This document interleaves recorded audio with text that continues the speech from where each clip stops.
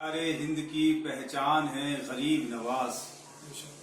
दयारे हिंद की पहचान है गरीब नवाज के सबरे आया हैं सुल्तान हैं गरीब नवाज के सबरे आया हैं सुल्तान हैं गरीब नवाज।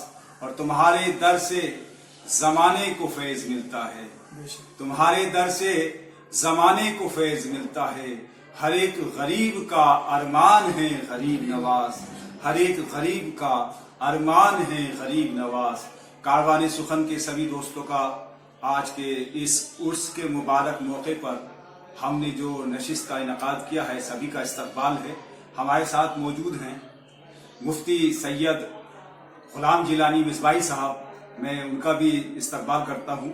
और साथ में मौजूद हैं जनाब मोहतरम मौलाना गुलाम रब्बानी अलीग साहब, उनका भी इस्तकबाल है। मैं उसके हवाले से मुफ्ती साहब आपसे जानना चाहूँगा कि आप हज़रत ख्वाजा मोइनुद्दीन चिश्ती रहमतुल्लाह अलैह के हसब व नसब के हवाले से कुछ हमारे दोस्तों को जानकारी दें, बताएं कि उनका हसब व नसब कहाँ से आपका जो सिलसिला है चलता है, आप बताएंगे।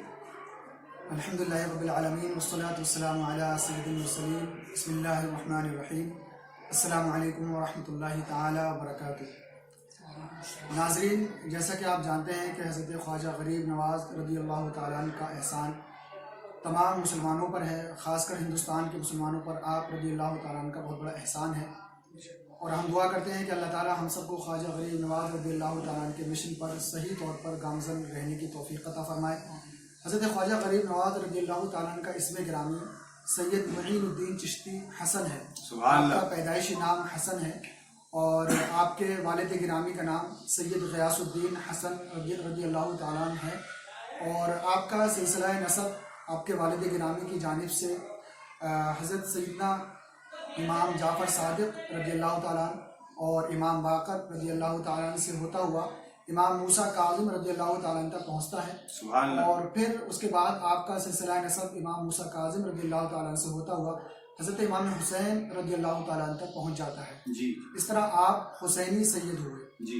और आपकी वालिदा का जो नसब है वो हज़रत हसन रज़ियल्लाहु ताला अन्हु से जाकर मिल जाता है।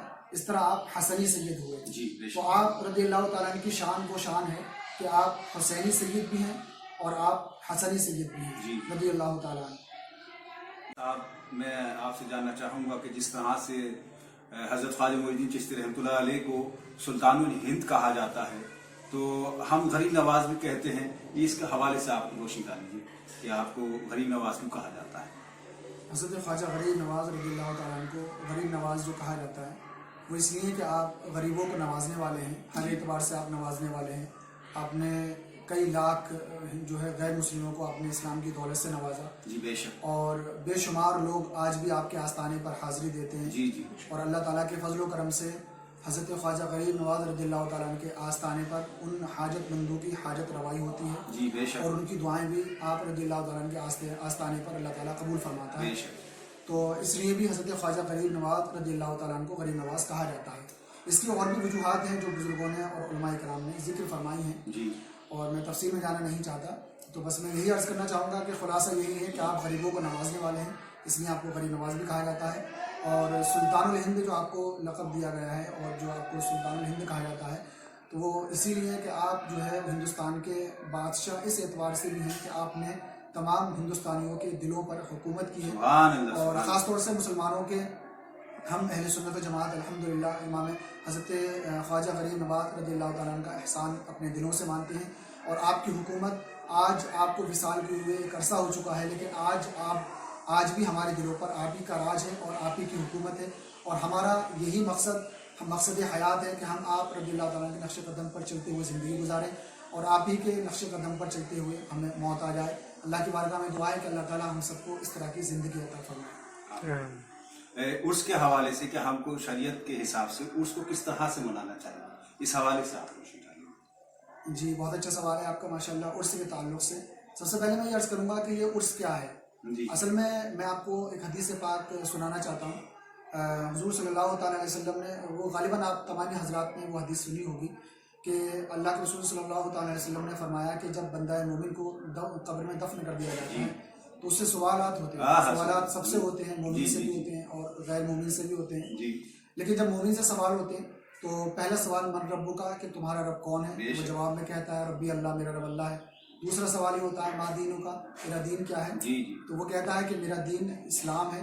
پھر تیسرا جو سوال ہوتا ہے ما کنت تقول فی حق ھذا الرجل، کہ اس شخص کے بارے میں تو کیا کہنا چاہتا ہے؟ وہ حضور صلی اللہ تعالی علیہ وسلم کی ذات مبارک ہوتی ہے. آپ صلی اللہ علیہ وسلم کے بارے میں سوال ہوتا ہے تو وہ کہہ دیتا ہے کہ یہ میرے رسول ہیں، یہ میرے محبوب ہیں، میں ان سے محبت کرتا تھا اور ان کے نقش قدم پر چلتا تھا. تو اس طرح جب تینوں سوالات کے جوابات مومن دے دیتا ہے تو اس کے بعد پھر وہ فرشتے کہتے ہیں نم کا نومت العروس الذی لا یوقظہ الا من احب الیہ، کہ ایسے سو جا جس طرح سے ایک دلہن سوتی ہے اور اس کو کوئی بھی اٹھا نہیں سکتا سوائے اس شخص کے کہ جو اس کا سب سے زیادہ قریبی ہے اور وہ اس کا شوہر ہے، یعنی دلہا ہے. تو وہاں پر جو یہ کہا جاتا ہے کہ سو جا دلہن یا دولہے کی طرح سو جا، تو وہ اس لیے کہا جاتا ہے کہ دولہا اور دلہن جب سوتے ہیں تو بہت خوشی کے ساتھ اور بہت اطمینان والی نیند سوتے ہیں، اسی لیے وہاں پر دولہا اور دلہن سے تشبیہ دی گئی. تو عرس جو منایا جاتا ہے تو جیسا کہ میں نے آپ کو ذکر کیا کہ جو اللہ والے اور مخصوص اللہ کے بندے ہوتے ہیں جنہوں نے اپنی زندگی کو اللہ اور رسول کے لیے گزارا، اپنی زندگی کو جو ہے اپنی زندگی کا مقصد صرف اللہ اور رسول کی رضا رکھا، وہ جب دنیا سے رخصت ہو جاتے ہیں اور جب ان کو قبر میں دفن کر دیا جاتا ہے اور تینوں سوالات کے بعد جب فرشتے ان سے کہتے ہیں کہ تم سو جاؤ دولہا کی طرح یا دلہن کی طرح، تو اسی سے یہ عرس لیا گیا ہے. یعنی عروس کے معنی آتے ہیں دولہا، نم کا نومت العروس، کہ دولہا کی طرح سو جا یا دلہن کی طرح سو جا، تو اسی سے یہ لفظ عرس لیا گیا ہے. چونکہ وہاں پر ایک خوشی اور مسرت کا معاملہ ہوتا ہے، اسی جگہ سے یہ لفظ عرس لیا گیا. اور چونکہ آپ کو یہ بھی معلوم ہوگا کہ حدیث پاک میں ہے کہ اللہ کے رسول صلی اللہ تعالیٰ علیہ وسلم جنت البقیع کی زیارت کرنے کے لیے ہر سال جایا کرتے تھے، جیسا کہ 15 شعبان والی حدیث سے موجود ہے. حضرت عائشہ رضی اللہ تعالیٰ عنہ نے جب تلاش کیا تو آپ کو جنت البقیع میں پایا، تو آپ صلی اللہ تعالیٰ علیہ وسلم جو ہے قبرستان جایا کرتے تھے، ان کی زیارت کرتے تھے. اسی کو اہل سنت لیتے ہوئے کہ ہر سال خواجہ غریب نواز رضی اللہ تعالیٰ عنہ کا عرس مناتے ہیں اور آپ رضی اللہ تعالیٰ عنہ کے مزار پاک پر جا کر حاضری دیتے ہیں اور آپ کے لیے دعائیں کرتے ہیں، ایصال ثواب کرتے ہیں. اور میں آخر میں یہ عرض کرنا چاہوں گا کہ عرس جو منایا جائے وہ شریعت کے دائرے میں رہ کر منایا جائے، شریعت سے ہٹ کر نہ منایا جائے.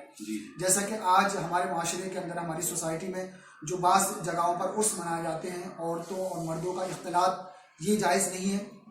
اسی طرح سے وہ تمام رسومات یا وہ تمام چیزیں جو شریعت اسلامیہ سے ہٹی ہوئی ہیں، ان تمام چیزوں کو عرس کے اندر ہرگز شامل نہ کیا جائے، بلکہ عرس کو صرف وہی رکھا جائے جو ہمارے بزرگوں کا عرس منانے کا طریقہ ہے. اور وہ طریقہ ہے قرآن پاک کی تلاوت کرنا اور اللہ اور رسول کا ذکر کرنا، اچھے کاموں کی طرف لوگوں کو ترغیب دلانا اور حرام اور برے کاموں سے لوگوں کو بچانا، یا غریب اور مفلسوں کی مدد کرنا. یہی طریقہ اپنایا جائے اور یہی صحیح معنی میں عرس منانے کا طریقہ ہے. اور بس میں یہی پیغام دینا چاہوں گا آپ لوگوں کو کہ آپ عرس منائیں، بے شک منائیں، لیکن شریعت کے دائرے میں رہ کر کے آپ عرس منائیں. شریعت کے دائرے سے اگر آپ ہٹیں گے تو پھر آپ کا عرس منانا وہ قابل قبول نہیں ہوگا اور اس سے خواجہ غریب نواز رضی اللہ تعالیٰ عنہ بھی خوش نہیں ہو سکتے. اتنی بہت ساری جانکاری آپ نے ہمیں کاروانی سخن کے دوستوں کو دی، اس کے حوالے سے میں آپ کا شکریہ ادا کرتا ہوں. بہت بہت شکریہ صاحب.